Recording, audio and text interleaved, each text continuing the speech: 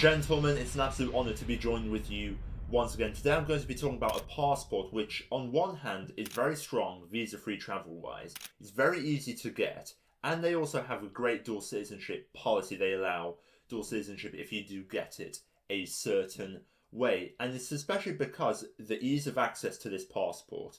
It's a warm climate country, and you can travel to many places with this passport. With all this, you might be surprised to say that if I would be able to qualify for this passport, I would still avoid it like the plague. Yes, of course, the passport I'm talking about here would be the Israeli passport, because on one hand, it has got very strong visa-free travel around the world. You have some problems in the Middle Eastern countries, of course, but in general, when we look outside of the Middle East on a global scale, you can certainly travel to many, many countries. It's one of the strongest, if not the strongest, Middle Eastern passport. Honestly, from that region, the Israeli passport is definitely the strongest in the world. Now, naturally, I have said before that visa-free travel is not monumentally everything, and this passport really does verify it. Because so visa-free travel is very good. It's only gotten better over the last 2 years, actually. They recently gained visa-free access to the United States, or ESTA access to the United States. They can go there too. Israel and Qatar are the only two countries that can go to the US from the Middle East without needing a pre-approved visa. All they need is an ESTA, like any European country would need an approved ESTA, or maybe a Canadian citizen, or maybe an Australian citizen. So we can really see that the Israeli passport is very strong. And when I say ease of access, this, up until about 2 years ago, but even after that, was very popular among Russian Jewish people and Ukrainian Jewish people who wanted to escape the conflict going on between Russia and Ukraine, which I fully support. Doing that as a sovereign individual, you should not fight for someone else's interests. And they went to Israel because Israel has a law. They still have this law. They have made it a little bit harder over the years, but they've made it. They have a law where if you are Jewish from any country, doesn't matter where you're from, and you can verify that you're Jewish, or even if you've converted to Judaism, you still qualify for this, believe it or not, you can go to Israel, live there for a year as a sort of trial period. You're going to live in Israel for your first year as sort of just a temporary resident. Then, if you want to stay in Israel after your trial year, you'll be able to qualify for the passport. And there are no language requirements. You don't need to know Hebrew or Arabic or anything like that. Now, yes, if you do convert to Judaism, you have to take Hebrew classes, of course. And it is good to get the knowledge of their right. If I'm going to move to a country, I'm going to learn at least the basics of any language they would speak there. So if I would have gone to Israel, I would have definitely learned Hebrew, Arabic, maybe Aramaic, basic Aramaic, and also Russian as well. Naturally, a lot of people there speak English, but still it's a sign of respect to learn the language of the country that you're going to, the languages of a country that you're going to. That's a core tenet and belief of mine. So there's no language requirements, which is very rare for a foreign country. Usually when you want to naturalize anywhere, you have to at least know the language. Israel didn't have that if you were Jewish doing the Aliyah process. You can maintain dual citizenship. You can keep your other passports as well, which a lot of people in right-wing media think is some big controversial thing to be able to have multiple passports. Whoop-de-doo, deal with it. It's smarter to have multiple passports. One passport, they're finessing you. Two passports, you're finessing them, as the old saying goes.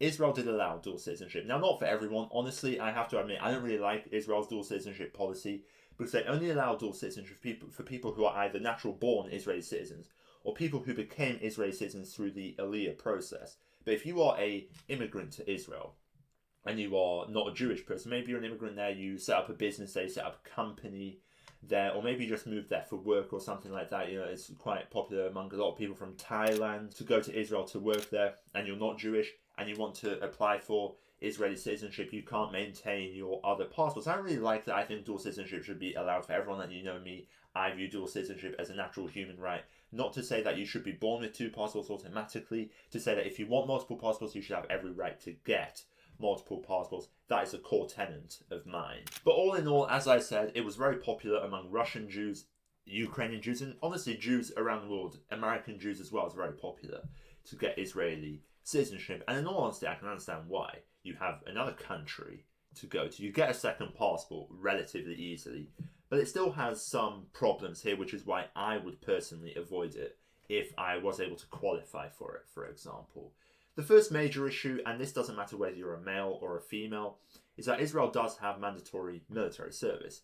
Now, you know my views on mandatory military service. If you've been watching this channel, I view mandatory military service in all cases. I don't care if there's a conflict going on. I don't care if there's an emergency situation. Making anything mandatory in the country where you make your entire citizen or a portion of your citizens do something they don't want to do is not something I will ever support, regardless of the country that's doing it. This is very consistent here. I like it when any country does this, which is why I always say don't get Estonian citizenship, but I would never get Estonian citizenship because Estonia has mandatory military service.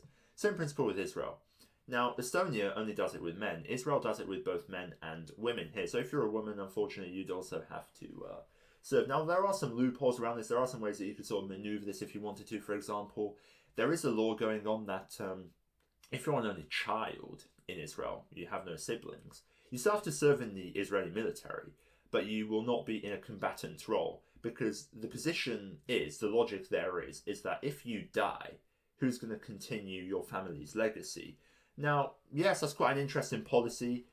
I believe they should just abolish mandatory military service instead of making loopholes like this, but that is a certain loophole that only children can do. If you have no siblings, you won't be put in a combatant role. Also, if you're over the age of 27, currently, if you are over the age of 27, you won't have to serve in the Israeli military. But again, I believe you should just abolish it anyway, no matter what country you are. And also, the law is always subject to change with the current ongoing situation. I wouldn't necessarily have faith that a country would not increase it to maybe 35, maybe 50, maybe 60 in a case of a country like Ukraine, for example, where they increase it from 18 to 60. I don't support that at all. I don't support mandatory military service anywhere. And unfortunately, Israel does have this to about 18 to 27. But still, I wouldn't believe that if you are maybe 28, 29 years old, that you'd be fully exempt from it and that you could just outright avoid it. There might always be a change in the law. For example, there was a recent change in law, a lot of protests about this in Israel, where usually Orthodox and Hasidic Jews, I believe, were exempt from serving in the Israeli military.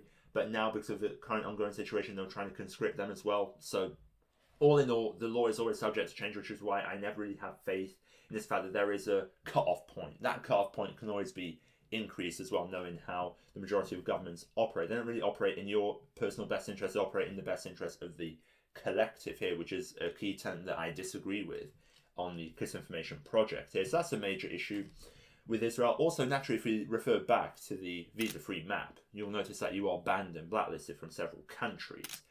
Again, this is something that you could easily maneuver by having another passport. A lot of Israelis do this, where they might be an Israeli citizen, they get another passport in a foreign country, then they can travel to a country like Malaysia or something like that. But in general, I don't like the idea of getting a passport and me being banned from another country just for having that passport. I don't support that at all. I don't support collective punishment in any realm, no matter whether it's collectively killing people, whether it's collectively banning people.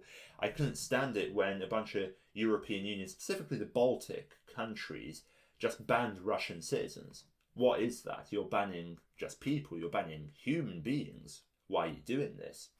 I don't support it with any country. The Israeli passport also does have this problem. I don't see there ever being a situation in the future where Israelis will be allowed to enter every single country that they want to. Again, there are loopholes. There are many cases of Israelis traveling to Saudi Arabia as well. So there are loopholes around this, but in general, you are blacklisted from a lot of Middle Eastern and also a lot of Muslim majority countries. The most recent one was the Maldives to ban you if you were an Israeli citizen. So again, this whole notion of if you are a freedom maximalist as an individual, and you don't really support geopolitics, you don't engage in geopolitics because geopolitics has become too popular now. It's become too popular with the average person. It's destroyed the whole notion of it in my eyes. If you want to avoid that, you just want to work on yourself, build your businesses, build yourself, build your family, not worry about a bunch of debates going on the internet for 3 hours. It's a colossal waste of time to watch or listen to, because no one's going to say the actual points that are important. It's not going to make you a millionaire watching a debate online, so it's absolutely no point watching it at all if it's not going to improve your life at all. You'll think it makes you smarter. I fundamentally disagree with that. A lot of these people cannot be trusted, and this is where I believe, as a sovereign individual, I also don't think the Israeli passport ties quite well to it, because again, yes, you have the good visa for travel and everything like that. You can get dual citizenship if you are Jewish doing the Aliyah, otherwise you can't get it. I don't agree with that. But in general, you've got the mandatory military service problem. You have an ongoing conflict, another major problem, no matter what side you're looking at it through. Also, you are banned from several countries too. Now, yes, if you have another passport, most of the time you can get into those countries anyway with another passport. But in general, this whole notion of banning you just for your nationality alone is not something I would ever support, honestly, as a freedom maximalist. So, all in all, the Israeli passport, while it certainly does look like a green flag when we look at it from a far distance, when we look a bit closer, when we look at the intricate details, we can see that although, yes, it certainly isn't a major red flag passport, I don't believe that, it's certainly not as green as my favourite colour would be. It's certainly not as green as a tree. It's more of a beige flag, I'd say. Beige, sort of more focusing on the going more towards the border of red, but not exactly a red flag passport, because it's still the visa-free travel and the dual citizenship, and the immigration policy does save it a bit. But because the immigration policy isn't really equal to everyone, because the dual citizenship policy isn't equal to everyone, and the visa-free travel, yes, it is good for certain parts of the world, but not every part of the world. I'd say it's more of a beige flag passport. If I was Jewish, I don't think I would get the passport at all. Even if it would be an easy one for me to diversify with, would I want to live in Israel for a year for that passport? It's an important question to ask if you are Jewish watching this. Also, I said this in another video, and I fully support this as well. You shouldn't just get Israeli citizenship because you're Jewish. If you're Christian, should Armenia be the first country that you want to get citizenship in? No. You should get citizenship where you feel at home. If that's Israel, fine. But if I was a Jewish person, and I felt really at home in Malta, I'm going to focus on Malta. I'm not going to focus on Israel just because it's a majority Jewish country. I'm not going to do that. I don't necessarily think you should do that just because of religious purposes as well. I know I definitely wouldn't if I was in a situation like that, no matter what religion I would be. If I was Christian, I would not pursue Armenia, because Armenia also does have a lot of red flags to its citizenship. And frankly, as a dual citizen, as someone who purports freedom maximalism around the world, I don't really see myself ever being so loyal to a country where I'd want to get a passport in a country and then serve in its military. And that's not necessarily something that is really agreeable with me.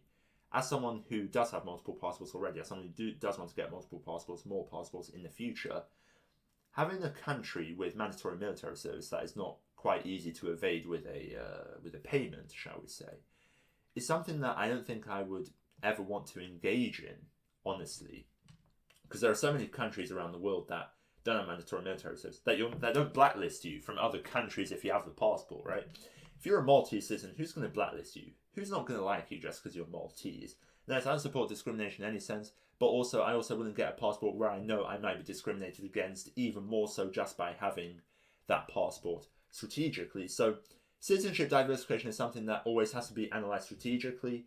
And this is why I often purport that although the Israeli passport in some elements is very good, it's far from perfect, and this is why I would personally outright avoid it like the plague. Let me know what you think about the Israeli passport and the Israeli citizenship. Do you agree with my points, or do you have a different perspective? Have you gone through the Israeli citizenship process as well? Let me know down in the comments below if you have your experiences with it and what you think of my points in this video. And if you enjoyed this video, be sure to hit that like button, be sure to subscribe to the channel as well. Hopefully see you in the next one. But as always, eternal victory to the free people.